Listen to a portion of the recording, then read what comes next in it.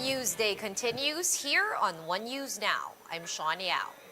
3 residents in Barangay Old Balara in Quezon City tested positive for COVID-19 just days after attending a food drive hosted by Councilor Franz Pumaren. Marlene Alcaide joins us from on the ground to give us the latest. Hi, Marlene. What are the actions being taken by the QC-LGU over this?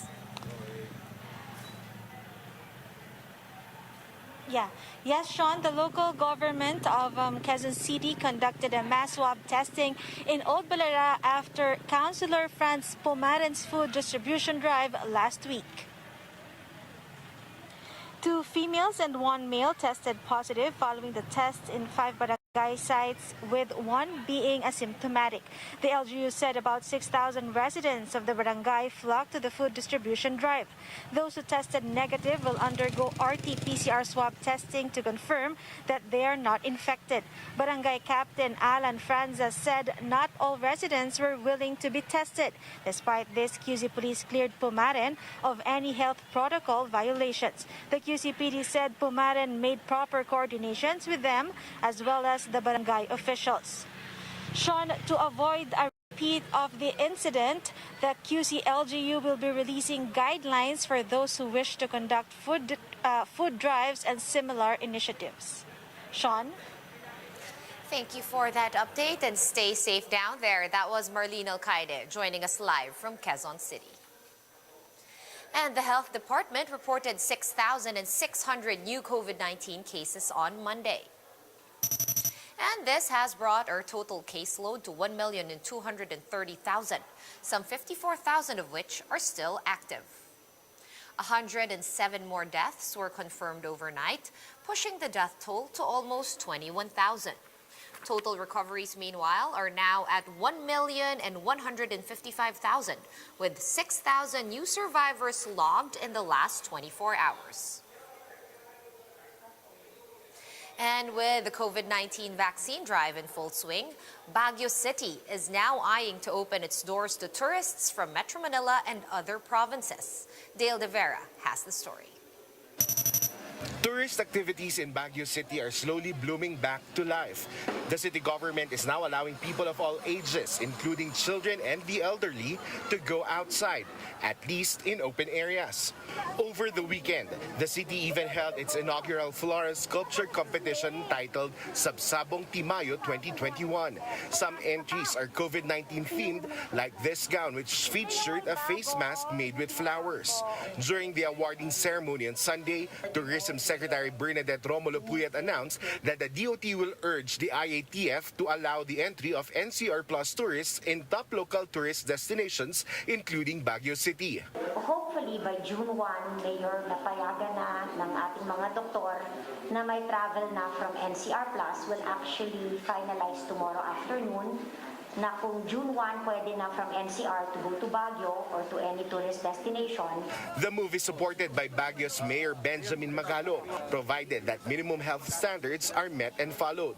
According to the city's recent COVID-19 data, Baguio has 584 active coronavirus cases, while 21 barangays are under lockdown. 170% of Baguio City residents have been fully vaccinated. The LGU will start to ease restrictions to tourists who also receive their second round of COVID-19 shots. For the meantime, the LGU still relies on its stringent entry process, which includes implementing their own QR code system. And we're working closely with the VIMS team na sana mapabilisan nila yung crypto code para once na may lagay na nila dun sa VIMS yan, every time na may darating na vaccinated individual, all we have is scan the code at makikita na natin na talagang legitimate. For News 5, Dale De Vera, we're One News. We'll have more stories after this quick break. Stay with us.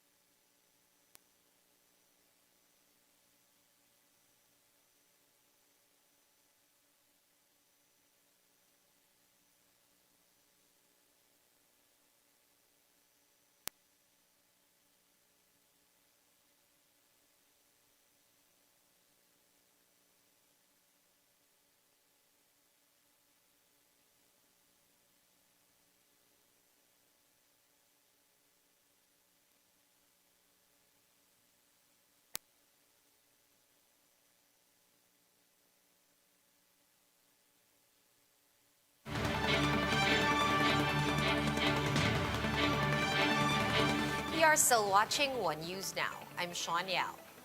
The ruling PDP-Laban political party of President Duterte held its first national council this afternoon.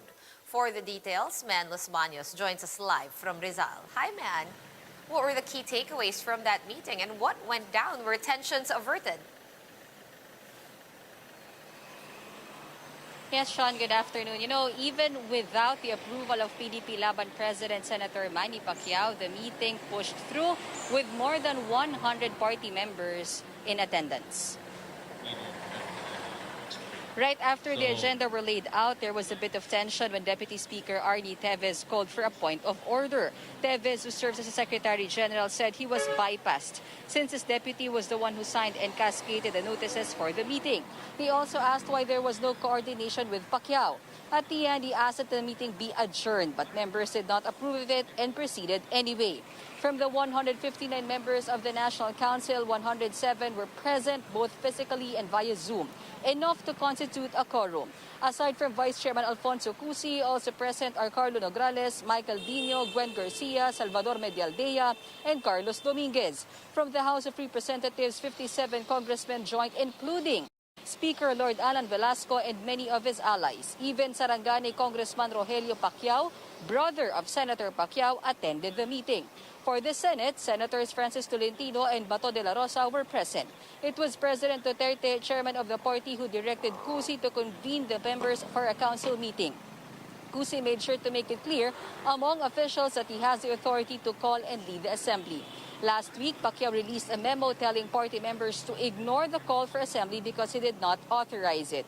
Sean, in the said council meeting, officials also presented lengthy achievements of the president in the past months. And the chief executive, though was not able to be present or physically present in the meeting, he was able to send a video message where he asked his party mates to stand together. Sean? Thank you for that update. That was Man Los Baños joining us live from Rizal. And some areas in Luzon are currently experiencing rotational power interruptions. The Energy Department says the Luzon grid was put under red alert from 2 to 4 p.m. and yellow alert until 5 p.m. due to insufficient power supply. Affected areas include the province of Quirino, parts of Isabela, Quezon, and Camarines Sur, as well as Olongapo City and some Meralco serviced areas.